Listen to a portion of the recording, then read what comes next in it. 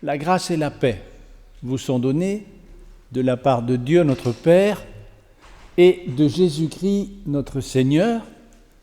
Soyez les bienvenus en ce 4e dimanche de l'Avent, veille de Noël, dans ce temple de Malagnou.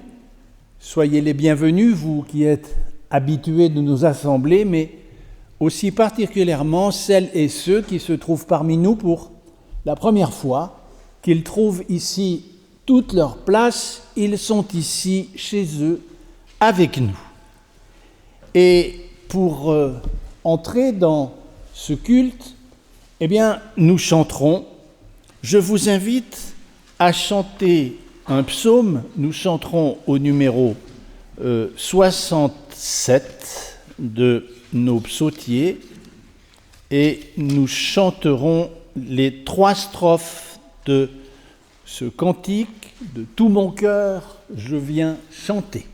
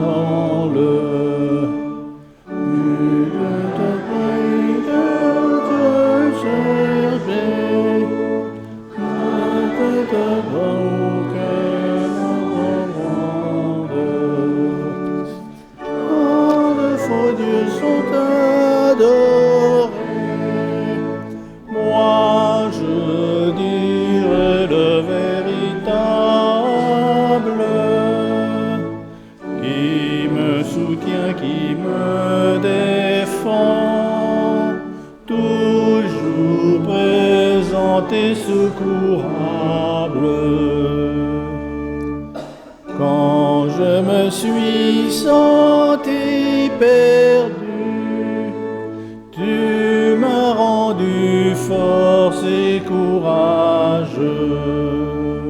Toi, ma fidèle et qui peut tout, vois jusqu'au bout de son ouvrage. Toi seul tu ne déçois jamais, quand tu promets la chose arrive,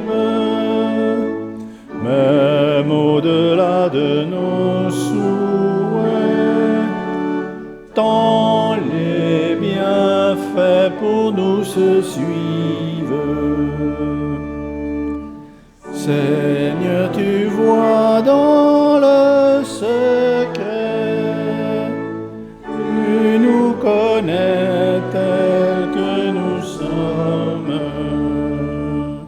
Pour juger l'humble ou l'orgueilleux, nul ne voit mieux le cœur des hommes. Un jour chacun jusqu'au plus grand ira louant ce Dieu fidèle, dont la parole s'accomplit, sauvant celui qui croit en elle.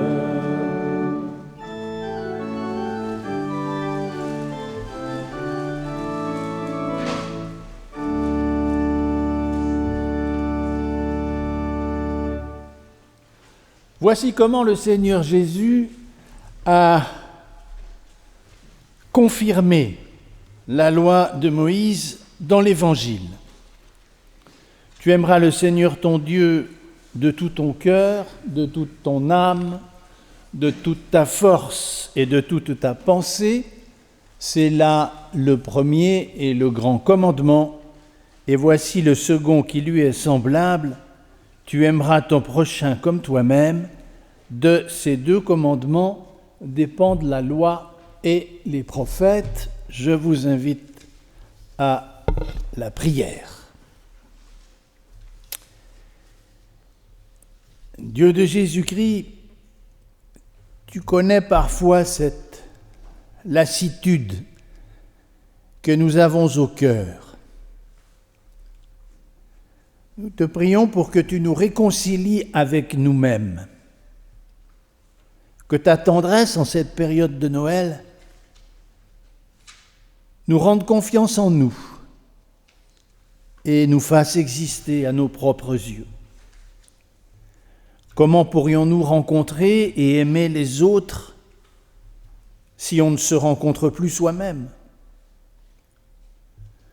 Nous voudrions avoir le courage de déverrouiller la porte dont nous tenons nous-mêmes la clé. Viens nous redire que nous pouvons encore guérir dans la lumière de ta parole. Toi qui nous aimes tels que nous sommes et pas tels que nous nous rêvons. Aide-nous à accepter nos pauvretés, notre condition d'être humain si limitée, et pourtant appelée à se dépasser. Apprends-nous à vivre avec nos ombres et nos lumières, nos joies et nos colères, nos rires et nos larmes, notre passé et notre présent.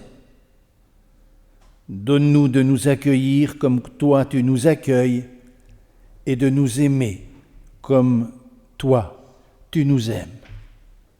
Nous t'en prions au nom de ton Fils Jésus-Christ. Amen.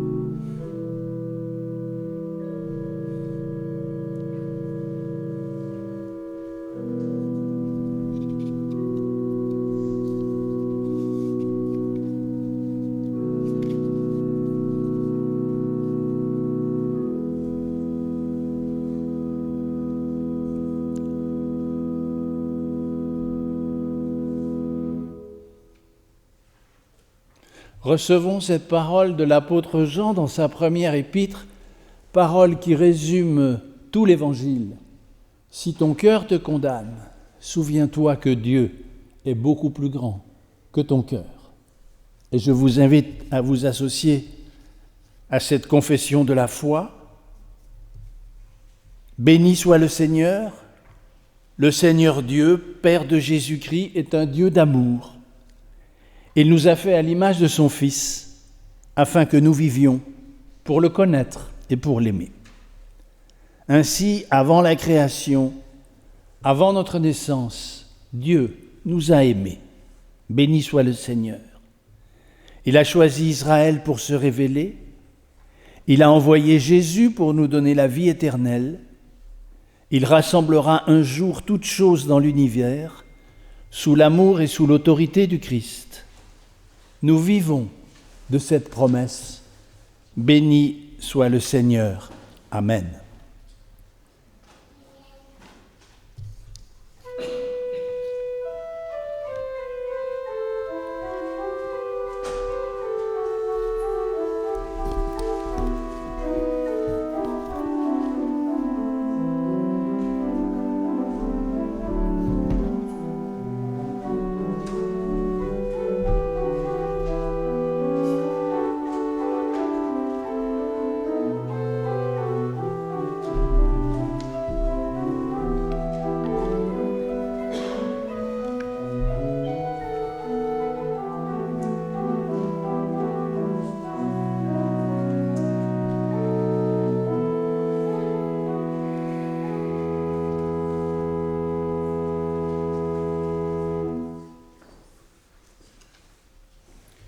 La première lecture de ce matin est tiré du livre d'Ésaïe au chapitre 56, les versets 5b à 8. Car ainsi parle le Seigneur. À ceux qui se tiennent dans mon alliance, à ceux-là, je réserverai dans ma maison, dans mes murs, une stèle porteuse du nom. Ce sera mieux que des fils et des filles. J'y mettrai un nom perpétuel, qui ne sera jamais retranché. Les fils de l'étranger qui s'attachent au Seigneur pour assurer ses offices, pour aimer le nom du Seigneur, pour être à lui comme serviteurs. Tous ceux qui gardent le sabbat sans le déshonorer et qui se tiennent dans mon alliance, je les ferai venir à ma sainte montagne, je les ferai jubiler dans la maison où l'on me prie. Leur holocauste et leurs sacrifices seront en faveur sur mon autel, car ma maison sera appelée maison de prière pour tous les peuples. Oracle de Seigneur Dieu, qui rassemble les expulsés d'Israël, en plus de ceux déjà rassemblés autour de lui, j'en rassemblerai encore.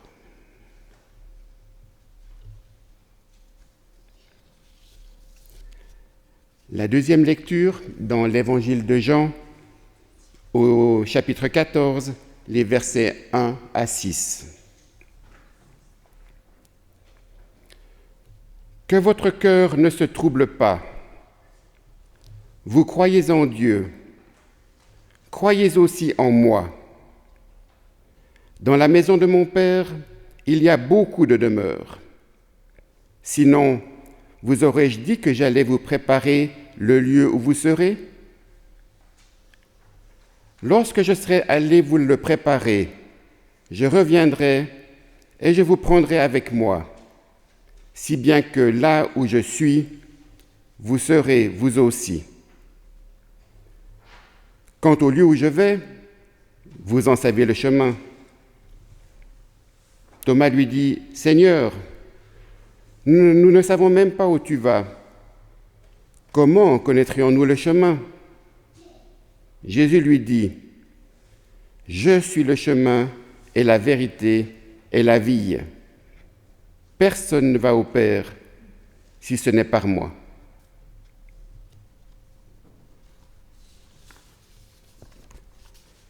Et la troisième lecture est tirée de la lettre aux Éphésiens, au chapitre 2, les versets 11 à 22.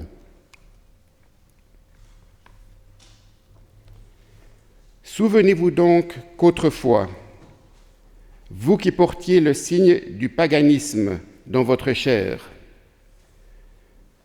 vous que traitaient d'incirconcis ceux qui se prétendent les circoncis à la suite d'une opération pratiquée dans la chair.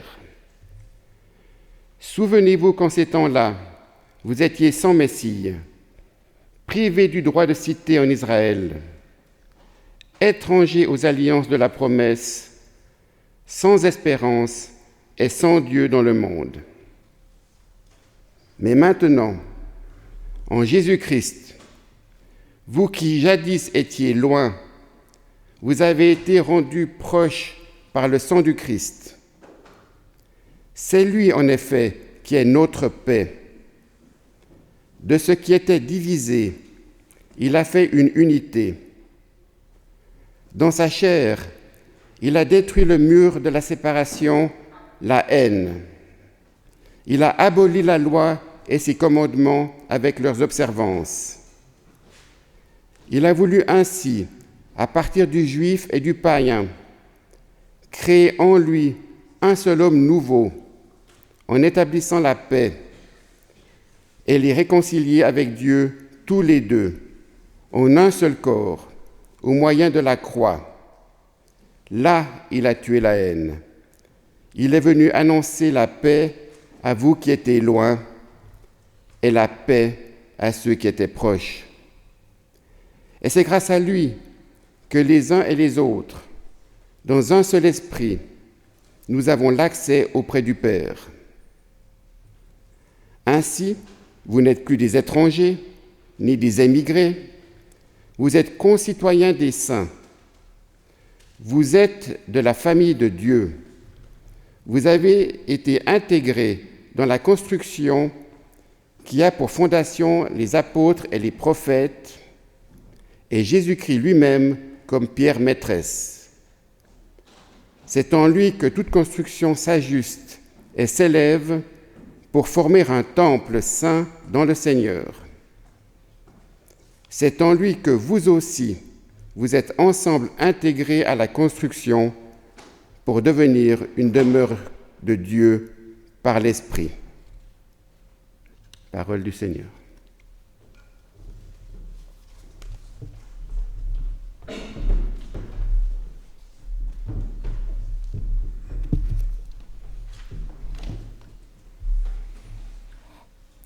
Ô notre Dieu, envoie sur nous ton esprit, qu'il pénètre nos cœurs et nos intelligences, afin que ta parole pénètre nos cœurs et qu'elle nous donne un regard nouveau sur nous-mêmes et sur ceux qui nous entourent. Nous t'en prions au nom de Jésus-Christ. Amen. Je vous invite à chanter. Nous chanterons au numéro 248. 248.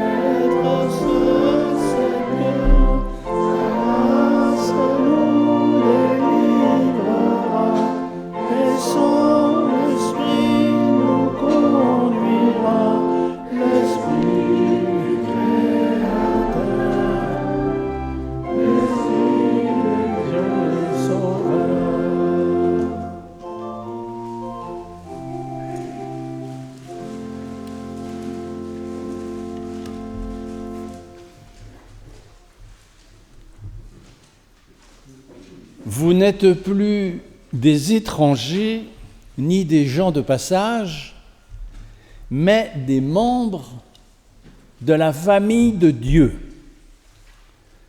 Tel est, selon l'Épître aux Éphésiens, le résultat de ce qu'on pourrait appeler l'éclosion spirituelle qui s'est produite à Noël.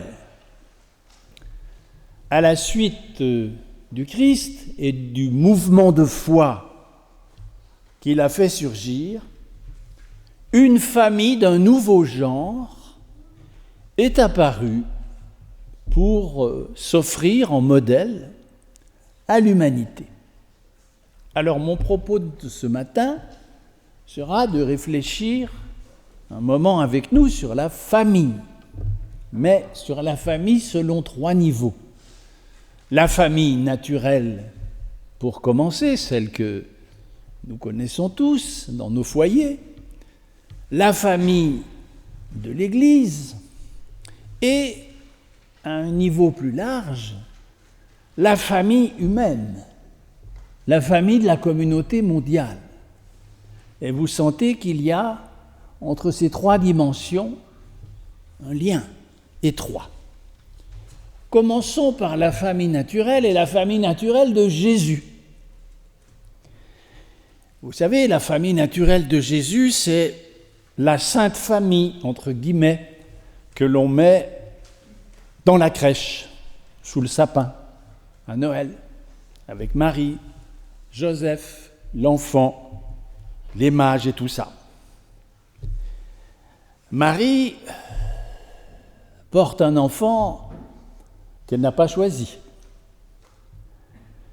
et qui lui est d'ailleurs annoncé de façon assez brusque par l'ange Gabriel, puisque le texte nous dit qu'elle en fut toute troublée.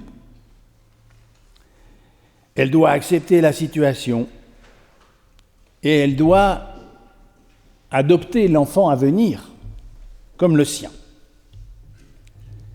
Joseph n'est pas le père de l'enfant. Apprenant que sa fiancée est enceinte, il songe à rompre et puis il se ravise.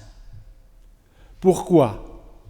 Parce que dans la société méditerranéenne de l'époque, un enfant conçu hors mariage pouvait entraîner la condamnation à mort de la mère, ce qu'on appelait le crime d'honneur, qui peut exister encore ici ou là dans certaines régions reculées. Alors en adoptant Jésus, Joseph sauve Marie d'un crime d'honneur. Plus tard, on chercherait en vain, dans les évangiles, le passage dans lequel Jésus aurait déclaré sa famille naturelle sainte. C'est nous qui parlons de la Sainte Famille. Au contraire, souvenez-vous, dès qu'il a l'âge de raison, il ne manque pas une occasion de prendre ses distances. Lors du pèlerinage annuel à Jérusalem, il fausse compagnie à ses parents.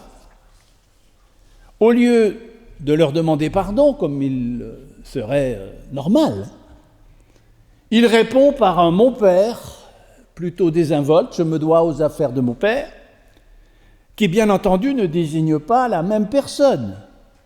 Pour Marie, le père, c'est Joseph. Pour Jésus, c'est Dieu. Ailleurs, il se répand en déclarations fracassantes, en prévenant qu'il veut opposer le fils à son père, la fille à sa mère, et ainsi de suite. Ou encore, quand Marie et les frères de Jésus veulent lui parler, il se détourne ostensiblement d'eux. On peut donc dire que la famille de Jésus a été plutôt dysfonctionnelle. Et on a l'impression même que, disons, cette distance est particulièrement marquée par lui dans une intention bien précise. Ce qui m'amène à mon deuxième niveau, qui est celui dont parle l'Épître aux Éphésiens, la famille de Dieu. Jésus a l'air de se désintéresser de sa parenté naturelle, ne signifie pas pour autant qu'il serait une sorte d'anarchiste qui dénigrerait l'institution familiale, pas du tout. Mais il y a là, dans cette attitude, je l'ai dit, une sorte d'enseignement. Au fond, il veut nous obliger à réfléchir sur quelque chose qui va au-delà des liens du sang. Parce que, autant Jésus prend ses distances par rapport à sa famille naturelle, autant il ne cesse de rencontrer des gens anonymes et de leur distribuer des titres de parenté. Mon frère, ma mère, mes sœurs, ce sont ceux qui font la volonté de Dieu. Un peu plus loin, il appelle une femme dont la durée de la maladie indique qu'elle n'est plus toute jeune, il l'appelle ma fille. Et puis il réserve le titre par excellence, mon Père, à celui qui est dans les cieux, et il nous a laissé le Notre Père, qui est la prière de tous les chrétiens. On a donc le sentiment que Jésus invente une famille différente. Une famille différente de celle dont il vient, mais qui est susceptible de s'étendre indéfiniment. La famille de Dieu. Le toit fait le ciel de sa maison, et dans cette famille, les autres peuvent devenir aussi les nôtres. Et c'est pourquoi, dans l'Église, traditionnellement, nous nous appelons frères et sœurs, enfants d'un même père. Qu'est-ce que c'est qu'un lien de parenté ? En principe, je dis en principe parce que de nos jours on pourrait compliquer, mais en principe c'est le lien du sang. Nous appelons famille notre arbre généalogique. Le sang de nos ancêtres coule dans nos veines d'ailleurs. Il y a une quantité de proverbes à ce sujet. Bon sang ne saurait mentir. Une pomme ne tombe jamais loin du pommier. Tel père, tel fils, etc., etc. Le Christ inaugure un lien de parenté qui est différent et qui se tient à un niveau supérieur. Il est différent parce que ce lien est créé par la parole, il n'est pas créé par le sang. Et il est supérieur parce qu'il s'appuie sur la puissance de l'esprit qui est une puissance unificatrice, une puissance de rassemblement. Au fond, à la famille humaine, il substitue la famille de Dieu. Et il faut essayer de se rendre compte de la révolution mentale que cela a signifié dans le monde de l'Antiquité. Parce que le monde de l'Antiquité était divisé, structuré par toutes sortes de séparations. C'était un monde dans lequel la tribu, le clan, le sang, la religion familiale, la cité étaient hyper puissants. Le sens du bien commun s'étendait à sa communauté et pas plus loin. À l'aube du christianisme, ce sont les conduites d'appartenance qui dictent les comportements, y compris dans le judaïsme, qui pourtant, nous l'avons entendu à travers la prophétie d'Ésaïe, contient déjà ce germe qui va amener à l'éclosion de Noël, mais en attendant, au sein du judaïsme, il n'est pas éclos, il y a le judaïsme fermé sur lui-même et les autres peuples également fermés sur eux-mêmes. Telle est la géographie mentale de l'Antiquité. Et voilà que surgit l'Évangile. Avec l'Évangile, c'est une nouvelle conscience qui apparaît. L'humanité est une, au-delà de tout ce qui la divise, parce que nous sommes tous enfants d'un même Père céleste. Lorsque l'apôtre Paul, dans un discours célèbre à Athènes, où il s'adresse à l'intelligentsia la plus avancée de l'époque, les philosophes d'Athènes, la première chose qu'il leur annonce, c'est que toute l'humanité est une seule race, et cette race, elle a sa source dans le Dieu créateur, dans le Dieu unique. À tous également, est adressée la même parole de salut. Il n'y a plus ni juif, ni grec, ni esclave, ni libre, ni homme, ni femme, car vous êtes tous un en Jésus-Christ, dit ce même apôtre Paul. C'est donc l'idée d'une universalité humaine qui est marquée par un destin spirituel commun. Eh bien, cette idée est une idée chrétienne. Ce qui m'amène à mon troisième point, celui de la famille de l'humanité, ou pour le dire autrement, avec d'autres termes, celui de la communauté mondiale. On pourrait dire sans exagérer que les chrétiens sont les véritables ancêtres du mouvement de la mondialisation. Lorsque Jésus, à la fin de l'évangile de Matthieu, s'adresse aux disciples et leur dit « Allez, faites de tous les peuples des disciples ». Pour la première fois, on voit apparaître un message de type spirituel qui, de façon consciente, inscrit dans son programme qu'il s'adresse à tous les peuples de la terre sans distinction. Évidemment, la mondialisation que nous connaissons aujourd'hui, c'est aussi une dynamique d'unification de l'humanité. Mais elle ne se fait pas par l'Évangile. Elle se fait par l'économie, par la mobilité, par l'information, par la science. Et la mondialisation, elle suppose l'imbrication à terme de tous les pays et les peuples du monde dans un ensemble unique. Et il y a des aspects positifs déjà, tout de même. Il faut être nuancé quand on parle de ces choses.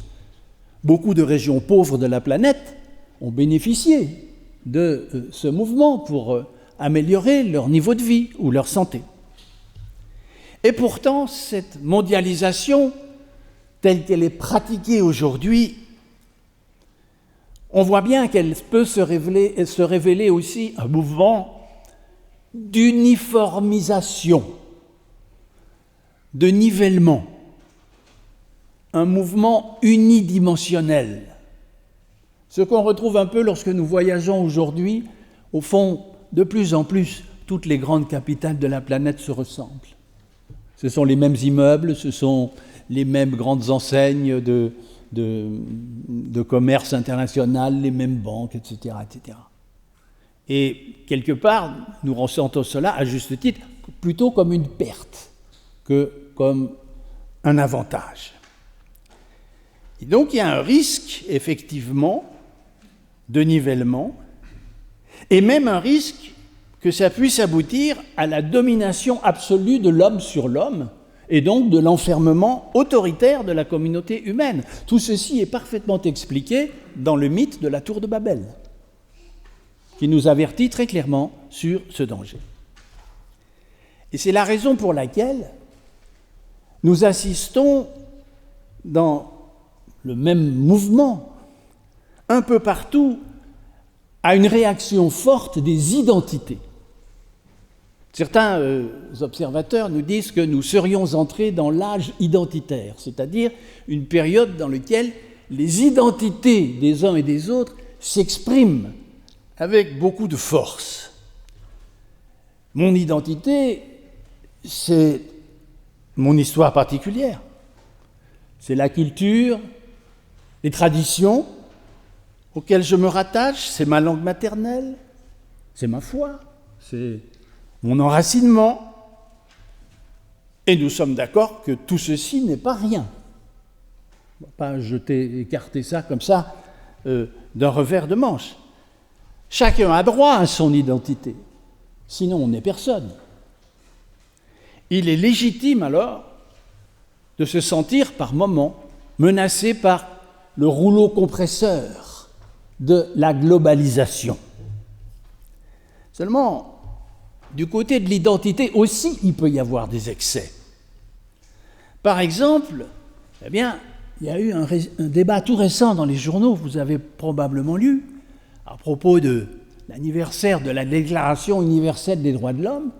Il y a une contestation de cette Déclaration universelle, notamment par le monde musulman, qui revendique une déclaration universelle de l'homme musulman, qui n'est pas la même que celle que nous préconisons. Il y a aussi, n'est-ce pas, dans l'identité, le risque de voir revenir l'obsession raciale. On a décidé on a supprimé le mot de race, très bien. Et je ne sais pas si vous avez remarqué, depuis qu'on en a décidé de le supprimer, on n'en a jamais autant parlé. C'est donc bien qu'il y a un problème pas résolu. Voilà. Ou même, je dirais, vous voyez la création de tribus, et je dirais même de tribus d'un nouveau genre qui sont facilitées par le web, par Internet. Des tribus numériques, par exemple. Et puis l'invention de toutes sortes d'interdits et de tabous. Donc finalement, la planète a beau être interconnectée, sans cesse davantage, l'humanité ne se comprend pas mieux et les conflits se multiplient. L'obstacle principal qui s'oppose à la progression vers une authentique communauté mondiale, c'est tout simplement l'orgueil. Et c'est l'égoïsme. Et cet orgueil et cet égoïsme prennent deux formes. Ils veulent imposer à toute force leur modèle, ou alors ils ne pensent qu'à eux et à leur clan et à leur communauté sans se soucier des autres. Nous ignorons à ce jour si l'humanité réussira ou non à créer une communauté mondiale qui soit viable. Mais en attendant, la responsabilité des chrétiens, parce que c'est là que je veux en venir, la nôtre, c'est de tracer la voie en trouvant dans leur propre famille, qui est celle de l'Église, le point d'équilibre entre l'universel et le particulier.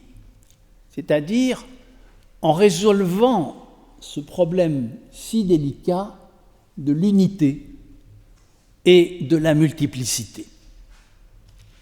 La première certitude, c'est qu'on n'y parviendra pas sans l'aide du Saint-Esprit.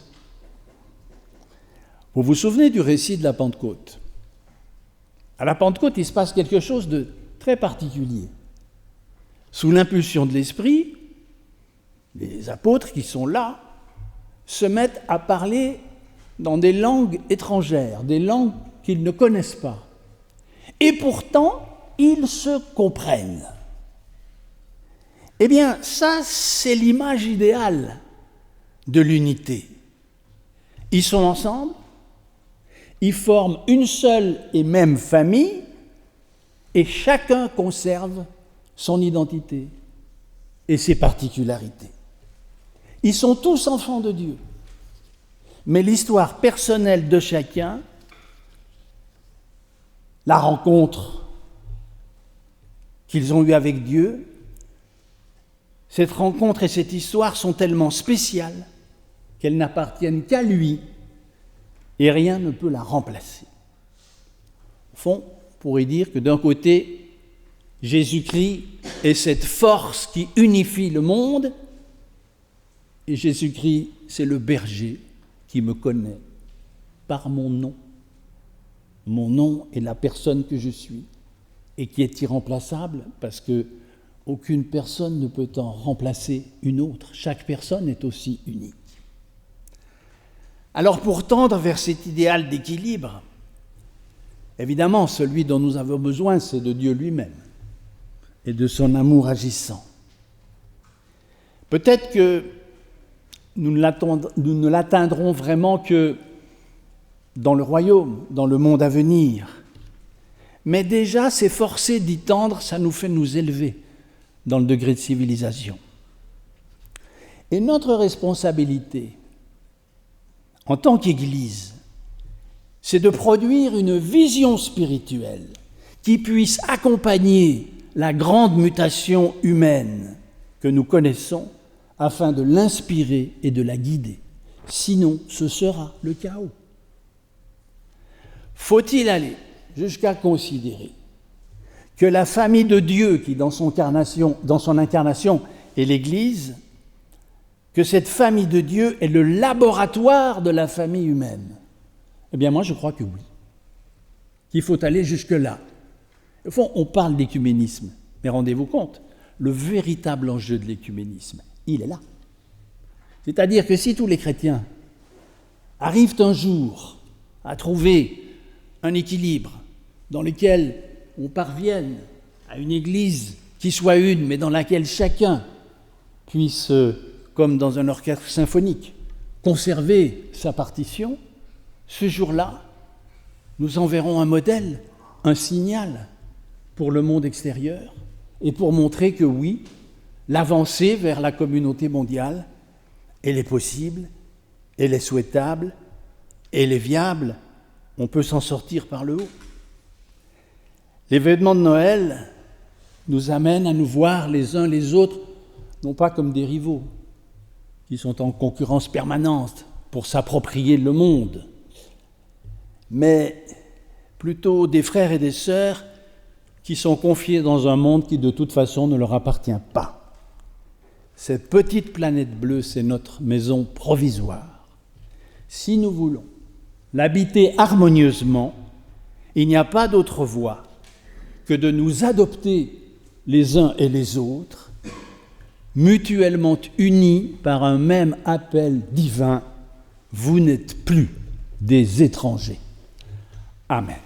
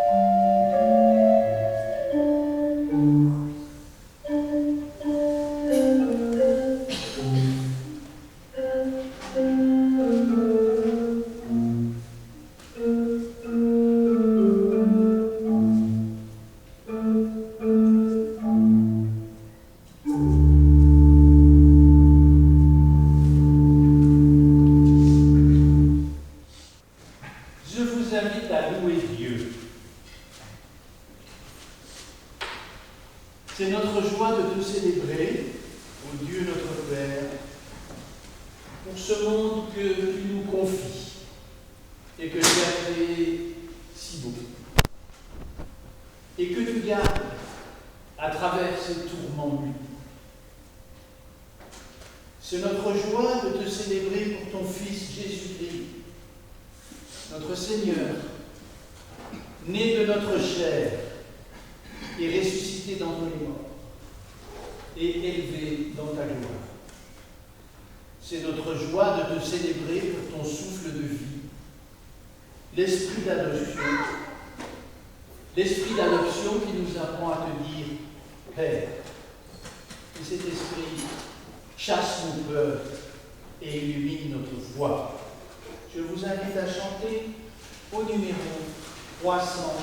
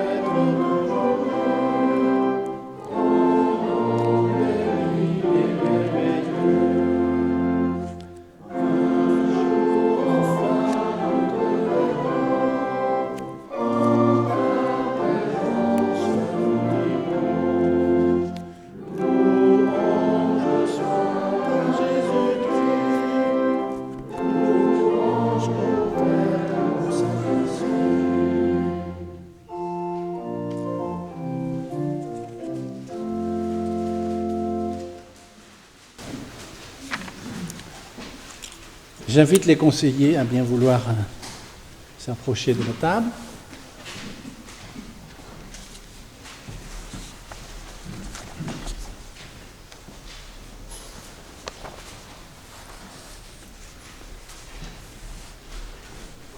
Le soir venu, nous est-il dit dans l'Évangile, Jésus se mit à table avec les 12. Pendant le repas, il prit du pain. Et après avoir rendu grâce, il le rompit et leur donna en disant « Prenez et mangez, ceci est mon corps. » Ayant pris la coupe et rendu grâce, il la leur donna en disant « Buvez-en tous, car ceci est mon sang, le sang de l'Alliance qui est répandu pour la multitude. » Et je vous invite à la prière. Seigneur notre Dieu, rassemblés autour de cette table, nous célébrons la naissance du Christ, ton serviteur et notre Maître.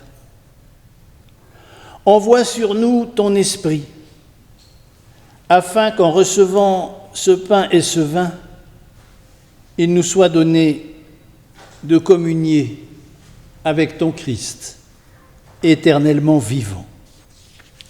Et nous restons quelques instants recueillis dans l'intercession. Dieu de Noël, le salut est apporté à l'humanité par la naissance d'un enfant dans une crèche.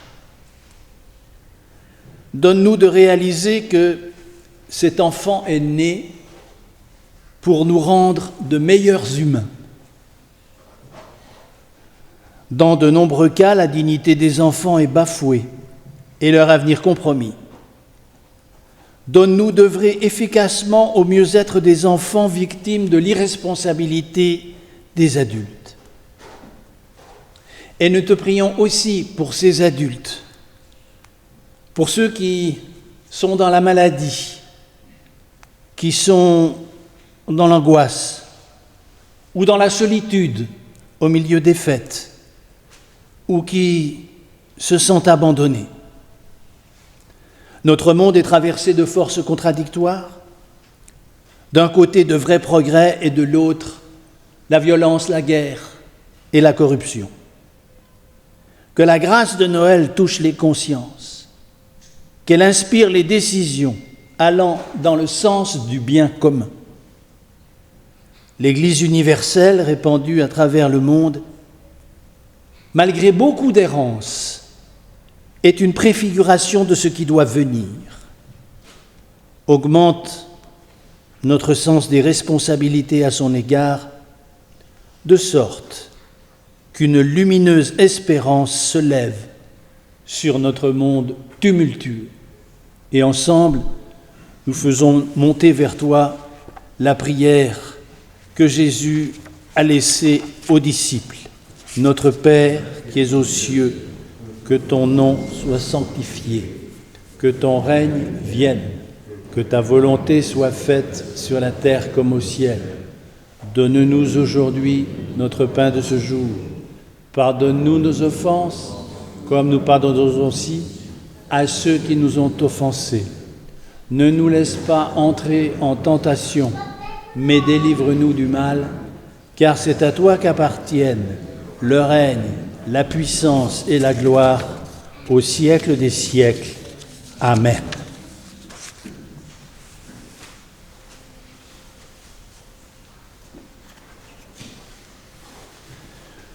Ce pain que nous rompons est le signe de notre communion avec celui par qui nous sommes les enfants du Père.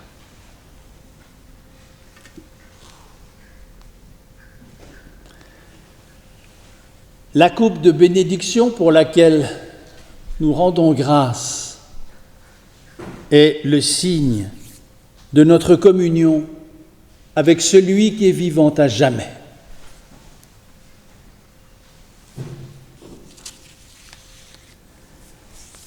Venez car tout est prêt, la table sainte appartient au Seigneur, c'est lui qui vous invite, ce qui signifie que vous pouvez vous en approcher, quelle que soit votre appartenance ou confession particulière.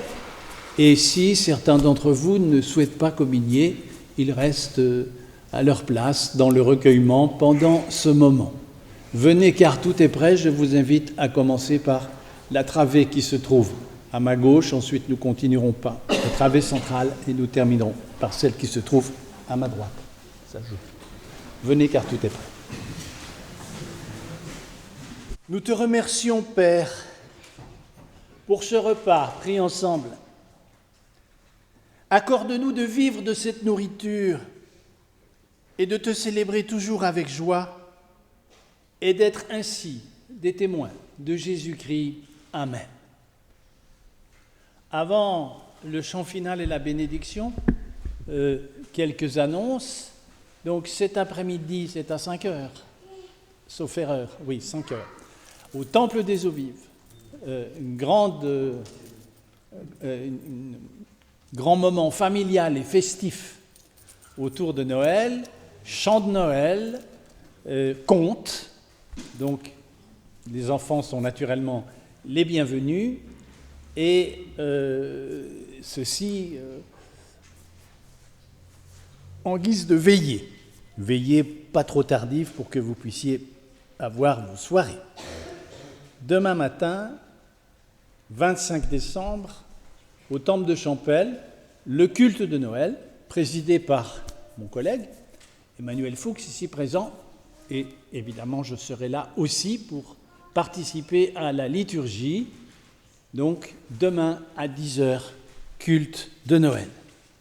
Et puis, à la fin de cette assemblée, celles et ceux qui le souhaitent peuvent prolonger ce moment dans la grande salle du foyer, autour d'un café, pour que, peut-être pour ceux qui sont là pour la première fois, nous puissions faire plus ample connaissance et pour ceux qui se connaissent déjà, approfondir les liens d'amitié qui nous unissent.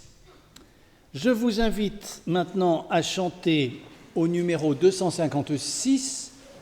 Pendant le chant, votre offrande sera recueillie et soyez remerciés de votre don qui nous permet de poursuivre notre travail dans cette paroisse, cette grande paroisse de la Rive-Gauche. Après le chant, merci de rester debout pour recevoir la bénédiction. 256.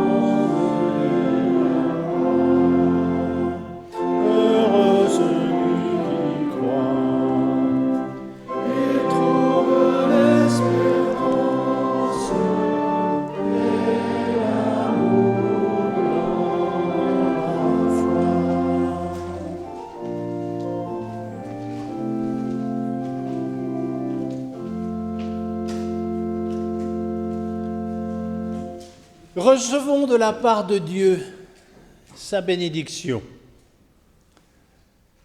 Que Dieu nous bénisse, qu'il nous garde, qu'il nous accompagne sur nos chemins, que le Christ nous illumine, que l'Esprit nous guide. Allez dans la paix de Noël. Amen.